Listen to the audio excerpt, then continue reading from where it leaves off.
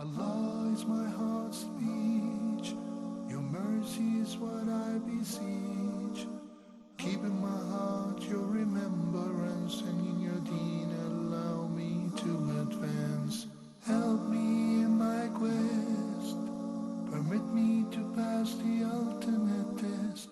Help me in my quest. Permit me to pass the ultimate test. السلام عليكم ورحمة الله وبركاته. بسم الله الرحمن الرحيم. الحمد لله رب العالمين، والصلاة والسلام على أشرف المرسلين سيدنا محمد وعلى آله وصحبه أجمعين. Brothers and sisters and dear viewers, welcome to another live edition of your program Ask Huda, and our phone numbers area code 002 then 0238555131 or 132. While waiting for your calls, I have a few pending questions from the previous episode. Yesterday, the first was from Sister Halima from United Arab Emirates, she said in her question that she experienced some spotting during fasting, and it happened during the expected time of the period. And also, she answered my question with regards to whether she's taken any pills to delay or postpone the period, and she said she's not taking any contraceptives either. The question is, with the spotting, shall she continue fasting or break her fast? If the spotting takes place during the period time, the normal period time, then it will be perceived as a period. And in this case, you will behave like a woman who is menstruated, no fasting, no prayers. And in this case, you will have only to make up the missed fasting, and you do not make up any missed prayers. If the woman experienced the period an hour or a few minutes before sunset, then she is in a state of iftar. She is not fasting. She will have to make up the day. Allah the Almighty says in the Quran, وَمَا كَانَ اللَّهُ لِيُضِيعَ إِيمَانَكُمْ. Any deed that the person does will not be wasted, especially if it is something out of your control that interrupted this deed. Those who used to pray towards the Qibla of Jerusalem before changing the Qibla towards Al-Masjid Al-Haram, Allah the Almighty stated in the Quran that He is not going to waste their reward. وَمَا كَانَ اللَّهُ لِيُضِيعَ إِيمَانَكُمْ. He will not waste or dismiss the reward for your good deeds. So that fasting time, you will be rewarded by Allah the Almighty, but you have to make up the day, even if it is only a few minutes before sunset. If the spotting happens before the normal period time, and then there is a separation between the spotting and the period, then that's an irregular bleeding. You go ahead and fast and pray and do everything as regular. If the period is over, and after the tahara, a day or two later, and after spending the full time of the normal period, you experience some spotting, that too will be dealt with as istihada or an irregular bleeding. Yani, you still fast and pray, but as you know, with regards to the prayer, you will be required to perform tahara, wudu, prior to every prayer once the prayer time has entered. And with this wudu, you can pray the current fard prayer along with all the relating nawafil, the sunan before and the sunan after. May Allah accept from all of us. Brother Bob, Assalamu alaikum. Brother Haytham from Sudan, Assalamu alaikum. How are you, sir? I'm fine, alhamdulillah. Thank you for asking, Brother Haytham. Okay, that is good. Ramadan Kareem. Barakallah feek. Ramadan Mubarak. Happy and blessed Ramadan to you and to your family, brother. Thank you. I have a question, Chef. One question. Please. There is some people, in one day they are going to bathing more than 3 or 4 times. Is it going to break their fast or not? Is my question. Got your question. Do you have another question? Not. One question. Thank you. Okay, Jazakallah khairan. Bathing several times during the day while fasting, would that invalidate fasting? No, it doesn't invalidate fasting. What invalidates fasting is drinking or eating deliberately. or having an intimate relationship, or making any form of stimulation that leads to sexual discharge. Assalamu alaikum. Arshi from the KSA. Assalamu alaikum, Sheikh. Wa alaikum assalam, Sister Arshi. How are you? I'm fine, alhamdulillah. Ramadan Mubarak, Sheikh. Same to you. Ramadan Mubarak to you and to your family. Thank you. Sheikh, I have a question related to itikaf. Can I elaborate it a little? See, like in Saudi Arabia, alhamdulillah, we have facilities for women to go in masjid and perform itikaf. But back home in India, we do not have such facilities in the masjid. So I want to know from you the rulings of itikaf for women. And is it okay if a woman observes itikaf for a few hours? And last query about itikaf, like, is it mandatory that the one has to break itikaf after seeing the moon of like Eid al-Fitr? So these are the questions for my side. All right. Thank you. Assalamu alaikum. Thank you, Sister Arshi from the KSA. Performing i'tikaf for women is as recommended as it is for men exactly. The wives of the Prophet ﷺ, or some of whom did perform i'tikaf during his life and after his demise, peace be upon him. Al-i'tikaf is recommended, especially during Ramadan. Allah the Almighty says in the course of the ayat which are addressing fasting, He said, وَلَا تُبَاشِرُوهُنَّ وَأَنْتُمْ عَاكِفُونَ فِي الْمَسَاجِدِ. You should not embrace your spouses while you are in a state of i'tikaf. There is no minimum for i'tikaf, minimum time. So whether it is for a man or a woman, same ahkam apply. That if the person performed i'tikaf for an hour, that's valid. The person performed i'tikaf for a day or half day, that is valid, and he will be rewarded in proportion with the time that he spends in i'tikaf. What is i'tikaf? Al-i'tikaf is to enter the masjid with the intention of staying in the masjid for a certain period of time. So besides the acts of worship, of praying, of reciting Quran, of making dua, you add to that another great act of worship, which is i'tikaf. Why i'tikaf is mainly observed during Ramadan? The Prophet ﷺ initially used to perform i'tikaf for 20 days. And then later on, he used to perform i'tikaf in the entire last 10 days and nights of Ramadan. And he would only leave the masjid for something which is necessary, such as when Safiya, may Allah be pleased with her, came to visit him in his mu'takaf, in the place of his i'tikaf in the masjid.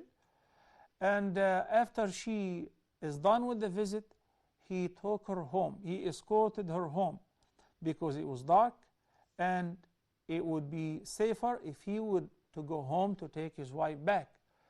If the masjid doesn't have a facility of answering the call of nature, taking a shower, it is permissible for the person to leave the masjid to answer the call of nature, to perform wudu, or to take a shower, or to perform ghusl. But it is not permissible while in i'tikaf to leave the masjid for business, trade, or classes, or to attend the Jumu'ah in another masjid. That's why al-i'tikaf is required to be in al-masjid al-jami'ah, in a masjid where you can attend the Friday prayer. You do not pray, you do not perform i'tikaf in a mini musalla, then you leave to a big masjid in order to attend the prayer. So a masjid in which you offer the 5 daily prayers and the Friday namaz.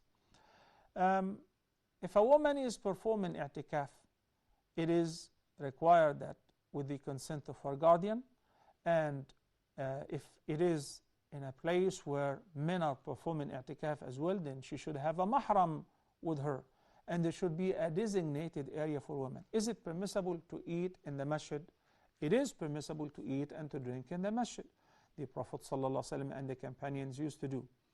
My advice is that avoid cooking in the masjid, because al-masajid are the places of worship.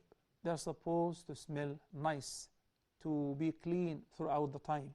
And as you know that the type of cooking that we do and frying onions and garlic and all of that, these smells offend the angels.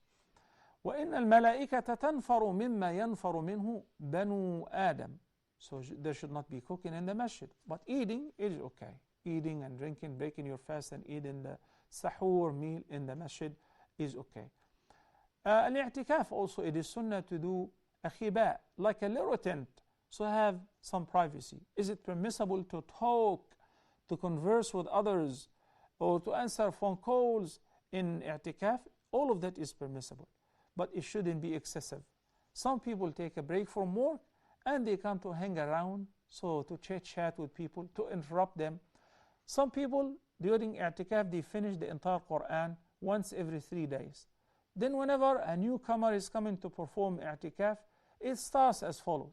If you can teach me a few things, then chit-chatting. I have this new phone, can you figure it out? I have this new device.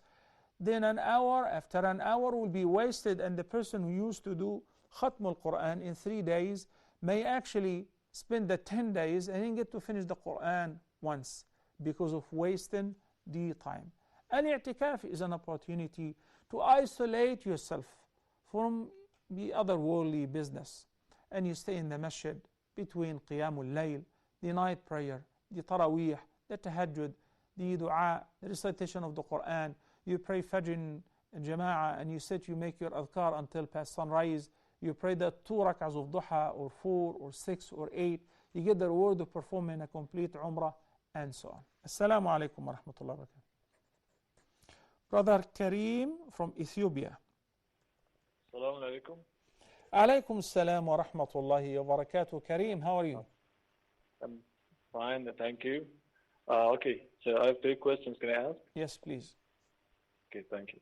So, is it permissible for a Muslim to study in a college where there are crosses on the walls of the classrooms? And my second question is, what is the Islamic ruling if a Muslim knowingly assists another Muslim by lending him money to buy alcohol or provides the means of transportation for that stuff? And can I ask my third question? Please. I have a comment, actually. I want to congratulate Huda TV for its teachings that resulted in the killing of almost 100 people in the USA. Your teachings. Thank you, Karim. Experts. I expected that from you, trust me. Okay. Number one, it is not called Muslim. Muslim is you, not Muslims. Muslim means a person who submits himself to the will of Allah the Almighty. Muslim is a person who enters Islam to be in peace with his Creator, with his Lord, with the entire community. And these are the teachings of the Quran, which we have been teaching forever, and the Quran from cover to cover teaches so. Even the verse that the people like you and maybe they take things out of context. If you just read the entire verse, you will understand that you're gravely mistaken. When Allah the Almighty says, fight only against those who fight against you. وَلَا تَعْتَدُوا, and transgress not. So we're not going to waste our valuable time replying to nonsense like that. You and all the viewers and everybody knows exactly who is a terrorist and who is killing the innocent people. There is no time to waste in reiterating that over and over and over. Yet, that if you have questions, we'll be happy to answer them, such as lending money to somebody whom you know that he is going to buy alcohol to drink. That is not permissible. Mixed education. If you have a chance or an opportunity to study in a class where it is only for boys. If you're a boy, if you're a man, that will be great. But if you don't have this chance, then you simply lower your gaze in order to acquire your required education. Assalamu alaikum. Manal from Ethiopia. Walaikum salam. Go ahead, Sister Manal. How are you?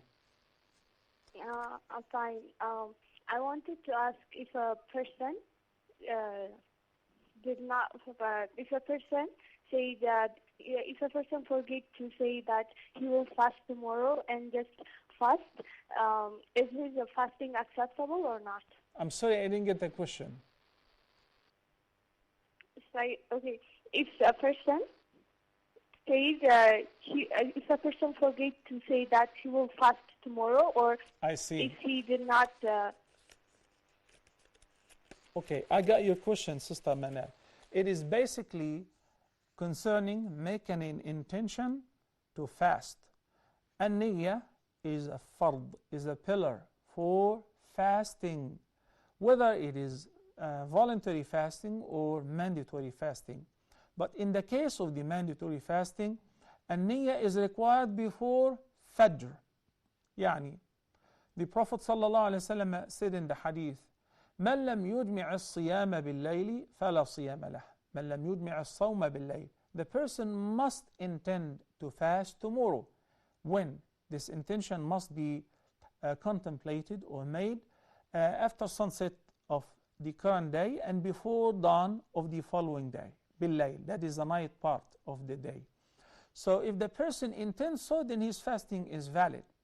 If the person did not make this intention, then it is already Fajr time or past Fajr time, and he wants to fast as a voluntary fasting. Because in the voluntary fasting, you can intend fasting any part at any time of the day, provided you haven't been eating or drinking or doing anything that violates fasting since Fajr. That's in Sawm al-Tatawwa. In Ramadan, in the Kaffarat, in the Nudhur, the mandatory fasting, the person is required to make the niyyah before Fajr.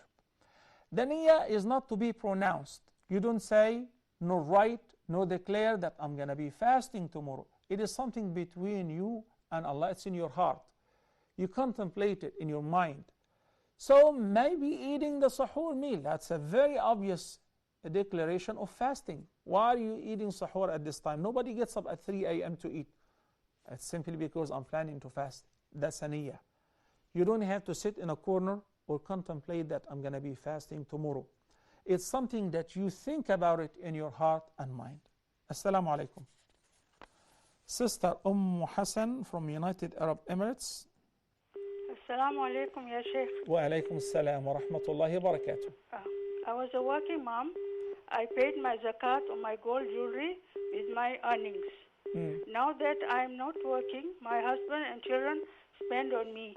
My question is, can I pay my zakat from the earning, or do I have to sell some of my gold to pay my zakat?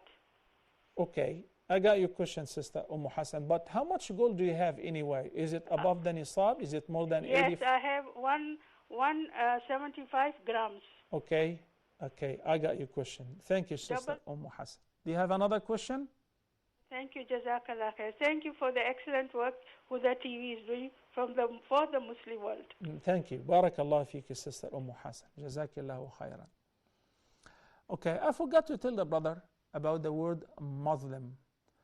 Muslim, we don't say Muslim because Muslim means like a dark object, like those who say it. Rather, it is Muslim. Even when I'm involved in interfaith dialogue in churches, in synagogues, in temples, anywhere, when non-Muslims say, okay, Muslims believe, I say, we don't have Muslim. It is called Muslims. Muslims, plural of, in English, plural of Muslim. And Muslim is a person who is monotheistic, who believes in the oneness of Allah, who believes in the message of Prophet Muhammad and all the prophets before him. So thank you, Sister Hassan. With regards to your jewelry, may Allah bless you and your wealth and your family and give you more. If the person has 85 grams of gold or more, and he maintains that much gold for an entire lunar year. In this case, the vast majority of the fuqaha differentiate between whether this gold is used for adornment or it has been used as some means of savings. A lot of people buy gold for the future. They don't wear it.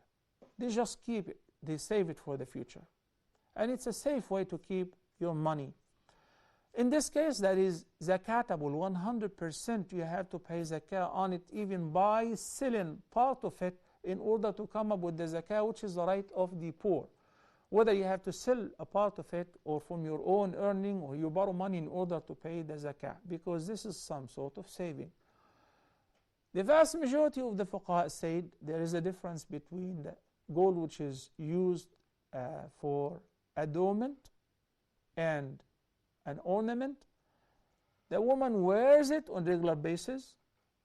In this case, there is no zakah due on it. Imam Abu Hanifa, may Allah have mercy on him, said a woman must pay zakah even on her adornment as long as it is nisab value or more, 85 grams of gold or more, 595 grams of silver or more, and as long as you keep it for an entire lunar year. He quoted some ahadith which are sound, and because of that, I personally prefer the view of Imam Abu Hanifa in this regard. So whether from your earning, or if somebody, your children are assisting you, or from your saving, that's perfectly fine. If you take the view of Imam Abu Hanifa, may Allah have mercy on him in this regard. Sister Ruqayya from Nigeria. Okay.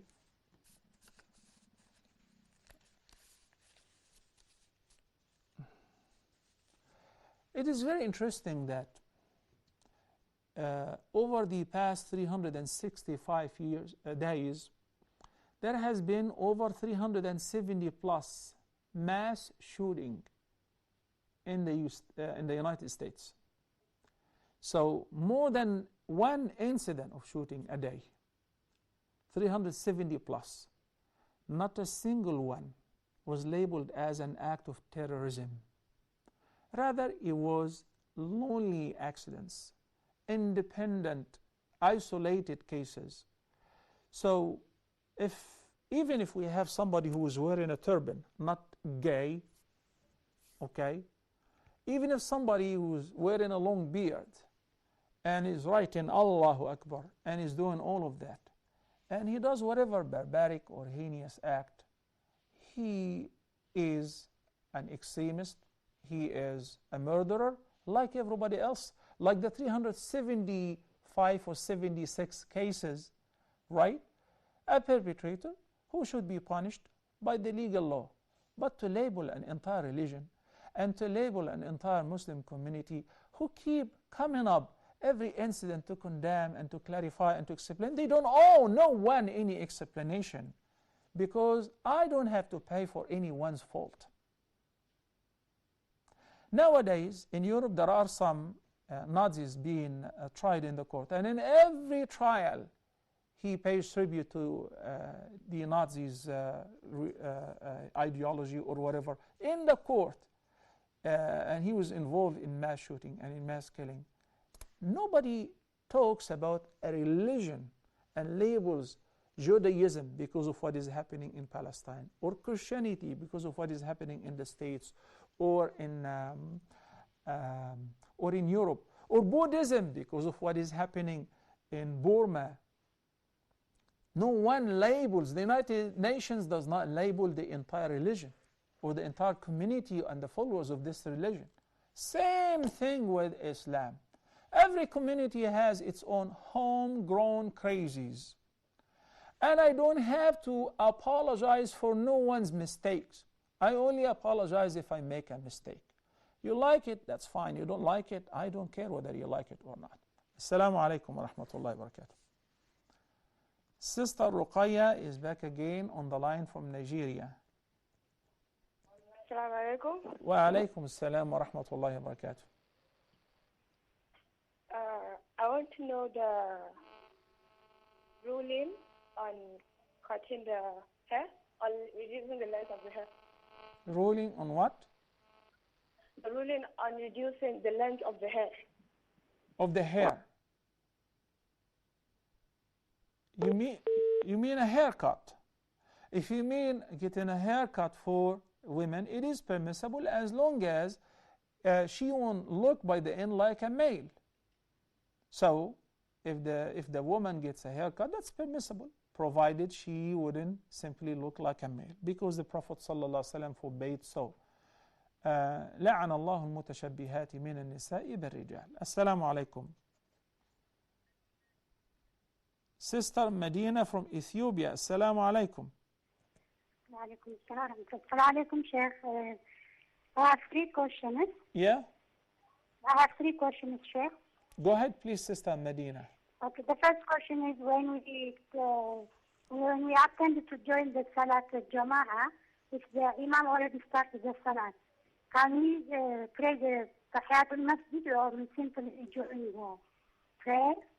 And the second question is what we can do if, say, in the second rak'ah and the Imam is in the sujood, can we simply join the sujood or we have to recite Alhamdulillah and then join? My third question is, while we make the Shahada, can we shake the index finger or how can please clearly tell me the way when we make Shahada? What Shahada? What Shahada, Sister Medina? When after Tahiyat, after we make a Tahiyat, we should make Shahada la ilaha illallah. Can we shake the index finger? We just simply move once and we just put the hand. You're talking about the index finger? Yes, when we make Tahiyat in the middle of the Salat. When we make Shahada, Ashhadu an la ilaha illallah, when we say, طيب. Can we check the index finger? Just okay. I got your question. Okay. Thank you, Sister Medina. First of all, with regards to praying Tahiyatul Masjid, once the Jama'ah has been established, that's not permissible. إذا أقيمت الصلاة فلا صلاة إلا المكتوبة. Once the Iqamah is been called and the Jama'ah has been established, you should not be praying any other nafilah. Rather, you should start immediately the Jama'ah with the Imam. Tahiyatul Masjid is an emphatic sunnah. Before sitting, once you enter any masjid, you should offer a prayer. If this prayer happens to be a current prayer, that is sufficient, whether it is fard or nafil. But if there is no current prayer, you came a few minutes before the adhan, so before sitting down, you have to pray Tahiyatul Masjid. Assalamu alaikum. Brother Muhammad from Gambia. Hello. Assalamu alaikum. Wa alaikum salam. Go ahead. Sheikh, I have 2 questions. Yeah? Yes. If you backbite someone and the person died later on and you have to apologize to the person, you didn't have the chance to apologize, and your intention is to apologize to the person before she died, she died, and you didn't. Okay. And my second question is, after having night prayers, is it permissible to have a deep sleep during the daytime while fasting? Is it permissible to have? A deep sleep. Which is? While fasting during the Ramadan. Okay, which is to have what while fasting during Ramadan? I didn't get that word. If you have night prayers.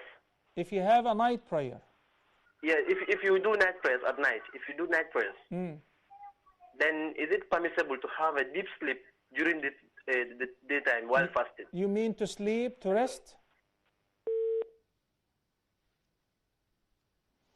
Okay, let me see. I hope inshallah I'll get it. So we said Tahiyatul Masjid is an emphatic sunnah, but only if there is no other prayer. But if there is a current prayer, then it will be sufficient. Because basically the wisdom behind the prescription of Tahiyatul Masjid is not to sit down before offering a prayer. The second is, if you catch the Imam in a rak'ah, he's already in sujood, he's already in ruku', only if you catch the Imam, the Jama'ah, while the Imam is in ruku', bound down, you say Allahu Akbar for the standing position, that's Takbiratul Ihram. Then another Takbir, Allahu Akbar, and you bow down with the Imam. What about the Fatiha? I didn't get to recite Al-Fatiha. You're exempt, and that counts as a full rak'ah for you, as long as you join the Imam while he is still bound down. And you're not required to recite Surah Al-Fatiha in this condition. What if you join the Imam and he's in sujood? You join the Imam and you make sujood, you prostrate yourself behind the Imam, and that doesn't count as rak'ah, because only if you join the Imam while he is bound down, that counts as rak'ah. After that, it is not rak'ah, but you still have to join the Imam. فَمَا أَدْرَكْتُمْ فَصَلُّوا وَمَا فَاتَكُمْ فَأَتِمُّوا. The hadith says, in whichever position you find the Imam in, فَصَلُّوا, join the Imam in this position. Tahmina from Bangladesh. Assalamu alaikum, Tahmina. Wa alaikum assalam wa rahmatullah. I feel really happy when I get the line. It was too much busy. Alhamdulillah, we're very happy to have you on Ask Huda Live to Sister Tahmina. Welcome to the program. Thank you so much. A long time I was trying for a baby and I could not be succeeded, you know. So I'm asking the people who are in Ask Huda can pray for me so I can have, what is the best prayer for having baby? Sure, we will. And I would ask the viewers too, inshallah, to pray for you. Go ahead. I mean, and the second thing I want to know, a few days ago, 11th of April, my father just passed away. Allah yarhamhu. May Allah have What mercy can on I him. do for him? You know, can I visit the graveyard for him and I can read Suratul Yasin there? Usually people in Bangladesh, they are not that educated to tell us what's really happening in graveyard. We can go or no, what is the rules, regulations. I really don't know. And the third thing is Dua Kunut is must to pray in the last prayer, like Dua Kunut, is it must for Isha? Okay, got your questions. Tahmina from Bangladesh. Thank you so much. May Allah grant you a goodly offspring. May Allah grant you a goodly offspring and bless you and your husband. And I hope the viewers, inshallah, also will make dua for you and for all the sisters and all the couple who have been trying to have a child. May Allah feed them and grant them all a goodly offspring. It's a beautiful dua to say, رَبَّنَا هَبْ لَنَا مِنْ أَزْوَاجِنَا وَذُرِّيَّاتِنَا قُرَّةَ أَعْيُنٍ وَاجْعَلْنَا لِلْمُتَّقِينَ إِمَامًا. And also to say in your sujood, رَبِّ لَا تَذَرْنِي فَرْدًا وَأَنْتَ خَيْرُ الْوَارِثِينَ. That was the supplication of Prophet Zachariah when he was getting old and with no children. So he asked Allah the Almighty not to leave him alone without any offspring. رَبِّ لَا تَذَرْنِي فَرْدًا وَأَنْتَ خَيْرُ الْوَارِثِينَ. Brothers and sisters, we'll take a quick short break, inshallah, and we'll be back in a few minutes. Please stay tuned.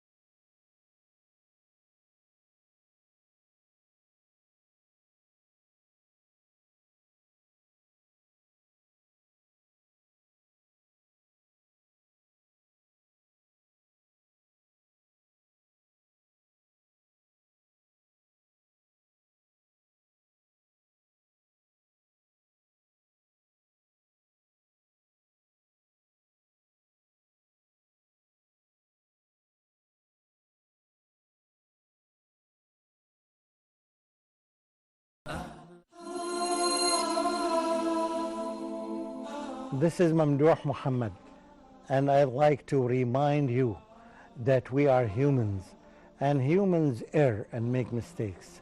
If you think that you make mistakes, if you think that you have sins, if you want your sins to be erased, and I'm sure that everybody wants, this is the golden opportunity. Join me in the month of Ramadan at this program, The Oasis of Ramadan, at Huda TV.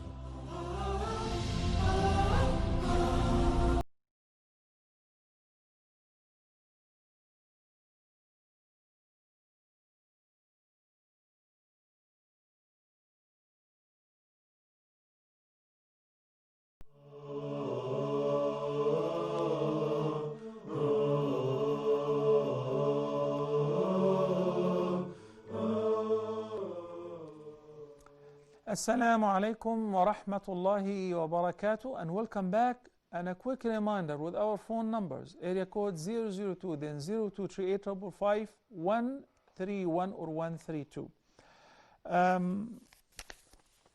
Sister Medina from Ethiopia had asked her third question before the break about shaking the index finger while reciting at-tashahhud. The hadith, which is narrated by Ka'b ibn Ujara, may Allah be pleased with him, in which he said, كَانَ يَدْعُو بِهَا يُحَرِّكُهَا. He observed how the Prophet ﷺ used to recite the tashahhud in the prayer, and he would shake or move his index finger while making the dua.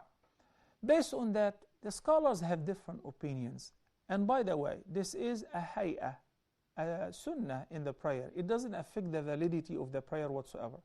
You see people differing over, shall you keep your index finger pointing all the time? Shall you shake it sometimes? Shall you move it up when you say La ilaha? Shall you move it up when you say Illallah? These are all differences between the great scholars. Okay, if I say choose this view or choose this view, again, each scholar have his ijtihad of the four founders of the different schools of thoughts in this regard. Maybe the closest to what is right is to point with the index finger, moving, point with it towards the Qibla, and keep your eyes on it while you're sitting in the tashahhud, whether in the middle tashahhud or in the last tashahhud. Then when you come to Allahumma salli ala Muhammad, you can shake it if you want, as this is a supplication. كَانَ يَدْعُو بِهَا يُحَرِّكُهَا. Or when you supplicate by the end, اللهم إني أعوذ بك من فتنة المحيا والممات وفتنة المسيح الدجال, you can do that. جزاكم الله خيرا. Brother Hussein from Kenya, Assalamu alaikum. Salam, Sheikh. Shahr Mubarak, inshallah. Ahlan wa sahlan, welcome to the program. Yeah, I have a question, Sheikh. Now, I'm dealing with selling water, pure water, to the shop. Is it possible or is it allowed for me to sell the water to the bars? To the bars, you know, bar where people drink. The bar. So is it allowed? Oh, you go to the bar. You sell water to the bar. Yeah. Is it allowed? Okay. Jazakallahu khairan, Hussein. Got your question. Okay. Muhammad from, I believe, Guyana or Guinea, Gambia. Muhammad from Gambia, says in his question that if somebody was involved in backbiting, and the person whom you backbite passed away, so there is no way that you can go back to him and ask him to forgive you. In the hadith, the Prophet ﷺ said, من كان له مظلمة من أخيه من عرضه أو من شيء فليتحلله منها قبل أن لا يكون دينار ولا درهم وإنما الحسنات والسيئات. And this hadith is one of the most powerful statements concerning the divine justice on the Day of Judgment, and concerning the fact that whosoever does an atom weight of good shall see it, and as well as whoever does an atom weight of evil shall see it. The Prophet ﷺ says in this hadith, if you have wronged anyone by any mean, whether it is financial mazlama, whether it's moral, whether it's physical, you hurt somebody by ruining his reputation, by talking ill about them in their absence, by insulting them, you've taken the property of anyone, then you better beg them for forgiveness and ask them to pardon you, and try to settle this case with them by any means, at any cost, even if you have to pay them, in order to gain their forgiveness before a day would come, that is a day of judgment, on which there will not be neither dirham nor dinar, dollar, euro, sterling, nothing. There is no gold, no silver. The dealing will be hasanat and sayyat, good deeds and bad deeds. Let me explain this of the hadith after this call. Assalamu alaikum. Afreen from the case says, Assalamu alaikum, sister Afreen. Tasneem, I'm sorry, Tasneem. Assalamu alaikum wa rahmatullah. Wa alaikum assalam wa rahmatullahi wa barakatuh. How is your mother? Alhamdulillah, brother Taslim. Thank you. Jazakallahu khairan. Thank you. Please keep making dua. Barakallahu feekum. Inshallah, inshallah. Regarding this joining the Imam while he is prostrating, is there any hadith that when you come here and Imam is in prostration, you join the Jama and met him in the prostration and your rakah is complete? Because there is a hadith for this Surah Fatiha that your namaz is incomplete without reciting Surah Fatiha. What is the... Okay. If you're talking about prostration, there is no hadith whatsoever that says that if you join the Imam in prostration, that will count as rak'ah. If you're talking about ruku', bound down, yes, there is a hadith in this regard. Whoever joins the Imam while in ruku', then he has caught or achieved this rak'ah. And in this case, he's exempt from the recitation of Surah Al-Fatiha. Okay? So there is a difference between bound down and prostrating yourself. Jazakallahu khairan, brother Taslim from the KSA. The hadith, Sister Ahmed from Kuwait. Assalamu alaikum. Wa alaikum assalam wa rahmatullah, Sheikh. We are very grieved since we read the news about Brother Osama. May Allah have mercy on him. Allah have mercy on him and give his family a great deal of patience. He left two young kids, yes, 2 and 3.5 years old. How many, sorry? Yeah, he left 2 young kids, 2.5 and 3.5. Allah, my God, Allah give patience to the family, and because his bright face and his liveliness is in the front of our eyes. Sheikh, once you were in Mecca with your Huda team and covering the Hajj affairs, and in one of his live program, he told that he have never been to Mecca, and he expressed his wish to be there. The way he said it was very touching. So I ask you to make request if anyone can make Umrah on his behalf.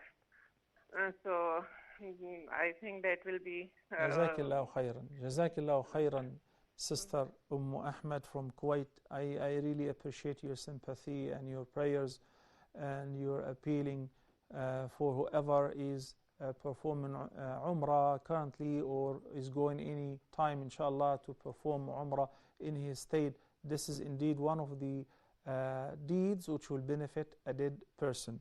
And I think Sister Tahmina from Bangladesh had a question about that. I will get to it, inshallah, very soon. I just want to finish answering the question about backbiting and asking for tahallul. So the Prophet ﷺ says, you better settle these cases and ask those whom you have wronged for forgiveness before it is too late. The dealing on the Day of Judgment will be not with currency, not with gold and silver, rather with the good deeds and the bad deeds. You hurt somebody's feeling, he's not going to sue you so that you will pay him like 10,000 or 20,000. No. it will be hasanat and sayyat. You were involved in his backbiting, now Allah the Almighty will collect his right. How much hasanat do you want from him? That much. Okay, take it. And there is a long line of people whom you have hurt, as I said, other morally, ruining their reputation, insulted them, financially, physically. So by the time everyone takes their rights from your good deeds, the person may end up with no good deeds. So if there are some people who still have rights with this person, Allah the Almighty would allow the angels to take from their bad deeds and to get rid of those bad deeds, to cast it upon him. Eventually he will be ruined. The scholars said with regards to at-tahallul, from the backbiting, it is not really a smart idea to go to the person. This is unlike in the case of the financial madhalim or the physical madhalim, because the repetition, al-ird, and the moral madhalim, if you go to a person and say, please forgive me because I was talking bad about you, what is he going to say? What did you say? What did you say to people, and to whom? So you are going to widen the circle of the blame. And it is very hard for a human being, after knowing that 5 or 7 or more or less people have been talking bad about him and no one was defending him, to meet them with the same face. That's why the Prophet ﷺ said, لا تحدثوني عن أصحابي فإني أحب أن أخرج إليكم سليم النفس. Do not tell me about my companions. Don't tell me, oh, this person said or this person did. I like to meet people with a good soul. I don't like to have any hard feeling. I may meet you, smile to you because it's a sunnah, but in my heart, I know how much you hurt me. I cannot swallow you. We don't want this. So the scholars suggested, it's very nice that if you assume this person is not going to take it easy, is not going to simply accept your apology, is to make it up for him. Make istighfar for him. Pray for him in his absence. And in case that you attended any meeting and people have been talking bad about him, you defend him. So this is how you make it up for him. Now that person is dead. You don't go to his family, because they don't have an access to pardon you with regards to this. If it was something financial, maybe. But this is moral and repetition. So continue to seek forgiveness for him. Make istighfar for him. Hopefully, inshallah, Allah will forgive you and him. Sister Tahmina from Bangladesh, we pray for you. May Allah grant you a good offspring. Secondly, with regards to what you can do to benefit your late father, may Allah have mercy on him. Dua. Make plenty of prayers for him. Pray for him, especially at the time of breaking your fast Ramadan. And as I said, that if you have a chance to go to perform Umrah or Hajj, after you've done yours, because a person may not perform Umrah or Hajj instead of another unless if he has done it for himself first. Then you can perform Umrah or Hajj, give in a charity, feed the poor people, give iftar to fasting individuals in Ramadan, and grant the reward for him. But going to the grave and reciting Surah Yasin, there is no reference to that whatsoever. I don't care what all the people in the world do. I care about what are the teachings of Prophet Muhammad sallallahu alayhi wasallam in this regard. Dua ul-qunut, the qunut in the witr prayer. It is sunnah, and the hadith is narrated by the grandson of Prophet Muhammad sallallahu alayhi wasallam. So if the person does it, fine. If the person doesn't do it, he is not blameworthy. That's why Ubay ibn Ka'b, while leading the prayer, he would skip al-qunut for several nights. And no one would blame him, because it's a sunnah. And he would skip it so that people would acknowledge the fact that it's a sunnah, it is not mandatory. And this is the opinion of the vast majority of the scholars. Selling water to the bar, or to those who use it to make alcohol, or if you know that you're assisting somebody who's doing wrong, you better not assist him, because Allah the Almighty said in Surah Al-Ma'idah, the second verse in chapter number 5, وَلَا تَعَوَنُوا عَلَى الْإِثْمِ وَالْعُدْوَانِ. You're going to fix a light bulb in a nightclub. Don't do it. Don't assist those who are doing anything which is wrong. There is plenty of work which is halal. May Allah the Almighty guide us what is best and expand our provision from halal for all of us. May Allah accept our fasting and forgive us all our sins. أقول قولي هذا وأستغفر الله لي ولكم وصلى الله على سيدنا محمد وعلى آله وصحبه وسلم والسلام عليكم ورحمة الله وبركاته. Keep in my heart your remembrance, and in your deen allow me to advance. Help me in my quest, permit me to